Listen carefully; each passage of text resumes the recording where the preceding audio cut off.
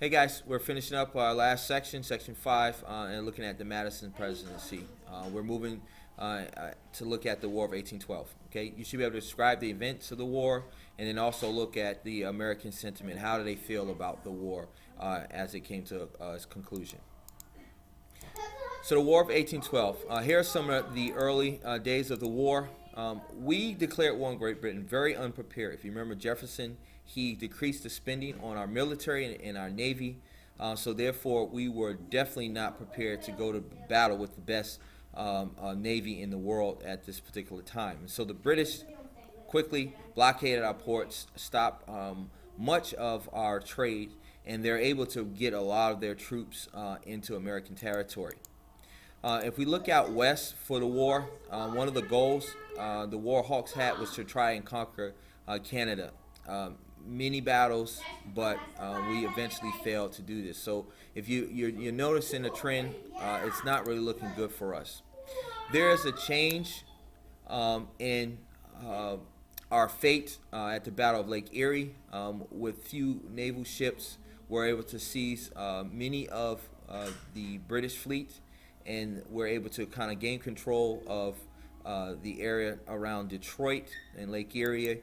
This eventually would give us a decisive victory at the Battle of Thames, and the Indian Confederation, led by Tecumseh, would come to an eventual end with his death. So eventually, the final battles, we see that the British move toward Washington, D.C. They attack fiercely. They're captured the White House. They are able to burn it down along with the rest of Washington.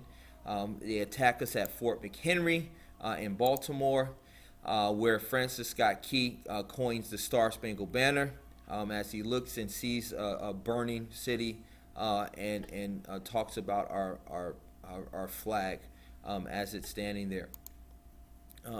In the Battle of New Orleans, we are able to, under the leadership of Andrew Jackson, have some success, and so this begins to give us some sort of accomplishment in the Battle of 1812, but really leaves us in dire straits.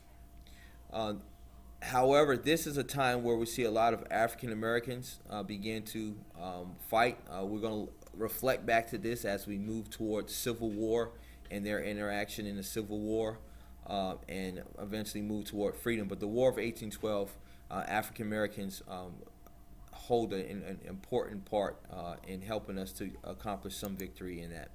And we'll talk about that a little later. So there's protests. Again, we said the New Englanders absolutely hated the fact that we went to war because we weren't prepared. It wasn't for our benefit. We're misled by many of the war hawks, as a lot of those northern congressmen felt, and so they protest, and so they hold a Hartford Convention, looking to put pressure on the president and force his hand by threatening to break away from the United States or the Union. So we eventually signed the Treaty of Ghent. This signals the end to the war. Great Britain wants to come to some kind of agreement, and so we signed this treaty. And then we have this question: what did the war actually accomplish? Here are three things. Some Americans believe that the war had been a mistake. We should have never been in it in the first place. Some argue that Europe would now see the United States as a threat, and see us in respectful lights, even though we didn't win decisively. But it shows that we can actually stand toe-to-toe and win, and if need to, we could hold our own.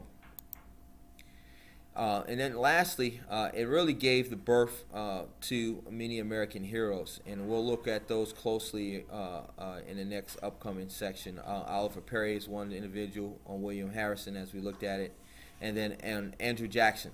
This will really set the stage for him as he moves toward seeking presidency.